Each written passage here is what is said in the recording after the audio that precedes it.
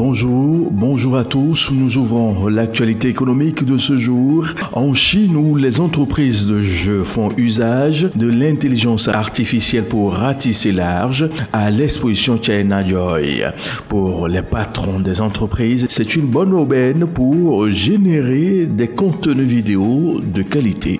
Cette année, l'événement rassemble plus de 700 entreprises du monde entier, dont 237 entités à capitaux étrangers de 37 pays et régions. Ce développeur de technologies d'intelligence artificielle n'était pas impliqué dans le secteur du divertissement jusqu'à la fin de l'année dernière. C'est à cette période que son attention s'est portée des camions autonomes vers les jeux vidéo et les vidéos générées par l'intelligence artificielle. Grâce à notre service AIGC, les utilisateurs peuvent générer une courte vidéo animée de 3 minutes.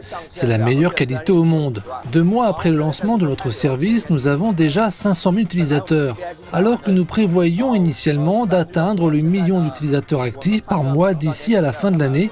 Nous estimons désormais que ce chiffre pourrait atteindre 3 millions. Quant au développement de jeux, les ambitions sont encore plus grandes. La société vient d'acquérir les droits pour adapter les romans du célèbre auteur chinois Jin Yong en un nouveau jeu. Ce jeu devrait être lancé dans 2 ans. Nous avons 2 contrats importants, notamment les romans écrits par Jin Yong et The Three Body Problem. Nous espérons donc obtenir de bons résultats. La création d'animations et de jeux vidéo basés sur l'intelligence artificielle coûte beaucoup moins cher que le développement de la conduite autonome.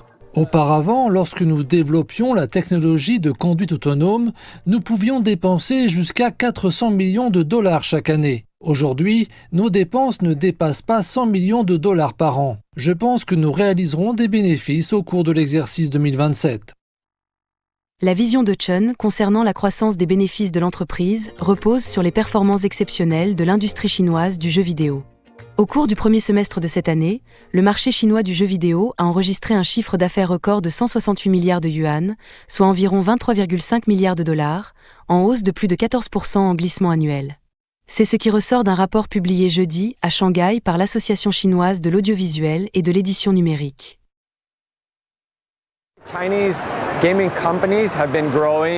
Les entreprises chinoises de jeux vidéo ont connu une croissance très rapide au cours des 6 ou 7 dernières années.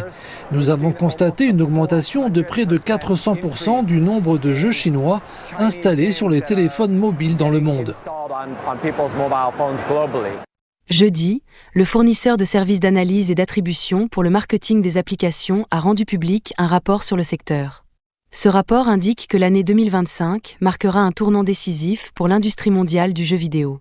De 2018 à 2025, c'est la région Asie-Pacifique qui a enregistré le plus grand nombre de téléchargements de jeux. De la Chine, allons aux États-Unis pour vous faire part de cette nouvelle sortie médiatique du président Trump sur la politique des droits de douane. Il estime, le président Trump bien sûr, qu'avec cette politique, l'économie se porte et se portera très très bien dans les jours qui viennent. Écoutez. Vous savez, nous faisons entrer littéralement des milliards de dollars dans le pays. Cela rend notre pays très riche et à nouveau respecté. Je le dis souvent, aussi souvent que nécessaire, mais tous les dirigeants sont à l'OTAN. Et j'étais au Moyen-Orient avec 3 grands pays, 3 grands dirigeants, le Qatar, l'Arabie Saoudite, les Émirats Arabes Unis, et tout le monde disait la même chose. Tous les pays de l'OTAN, en gros, disaient que nous étions un pays mort. Il y a 1 an, nous étions un pays mort. Aujourd'hui, nous sommes le pays le plus en vogue au monde. Regardez-vous, on est le pays le plus en vogue. Partout dans le monde, on s'en sort très bien.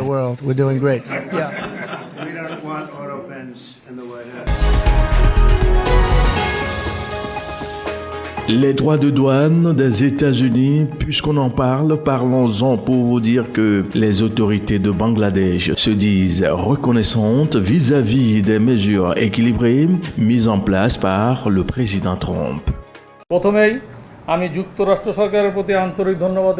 Tout d'abord, je tiens à remercier et à exprimer ma gratitude aux États-Unis pour annoncer avoir une structure équilibrée concernant les droits de douane, ce qui était une source de préoccupation pour nous au cours des 4 derniers mois.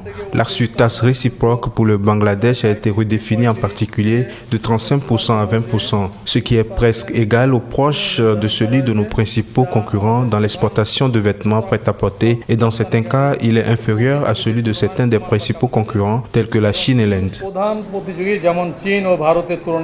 Bon.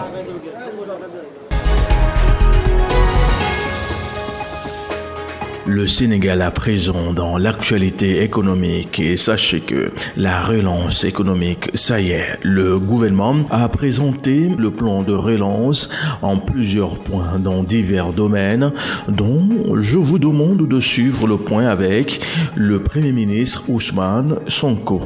Depuis que les constats ont été faits après les audits, tout le débat national tournait autour du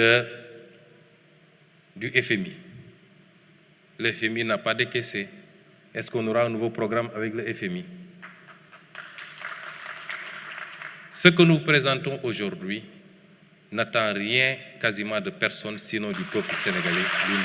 Le premier chantier, c'est la réduction maîtrisée de la dépense publique, du train de vie de l'État. Le second chantier, c'est la mobilisation des ressources domestiques. Et le troisième chantier, c'est le financement endogène complémentaire hors endettement. On a l'impression qu'il y a un souci d'asphyxier le pays, mais le pays tient encore. Beaucoup de gens nous disent, mais comment vous faites avec cette situation? Le pays tient encore. Et mon souhait, c'est que nous puissions sortir de cette situation à travers les efforts que nous aurons fournis par ce plan de redressement.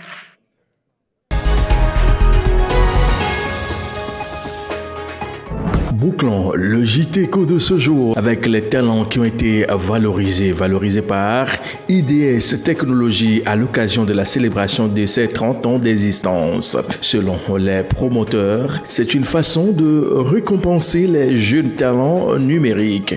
Christophe Ekoué. La salle du CERSA à l'université de Lomé transformée en arène technologique le temps d'une finale. Quel appareil d'enregistrement vidéo personnel était populaire avant l'ère du numérique? Génie logiciel, cybersécurité ou encore culture générale, aucune discipline n'a été épargnée. La finale du tournoi de Génitech organisé par IDS Technologies à l'occasion de ses 30 ans a réuni le meilleur de la jeune génération numérique. Ce tournoi pour récompenser les jeunes talents du numérique qui sont formés dans nos universités, les distinguer, leur offrir des prix et les mettre en valeur à l'occasion de cette célébration. En finale, ce sont des étudiants de l'IPNET qui ont su faire la différence face à ceux de l'ESAG NDE. Quelques bonnes réponses, de plus une rapidité millimétrée et l'intelligence collective ont fait la différence.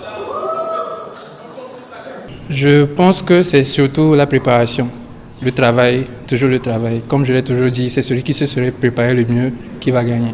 C'est un objectif à atteindre qu'on a réussi à atteindre. Ça prouve toujours que lorsque on fait le travail qu'il faut, on finit par atteindre nos objectifs. Par ce tournoi, IDS Technologies confirme son rôle de pilier de l'écosystème numérique togolais, avec pour but de former, propulser et inspirer.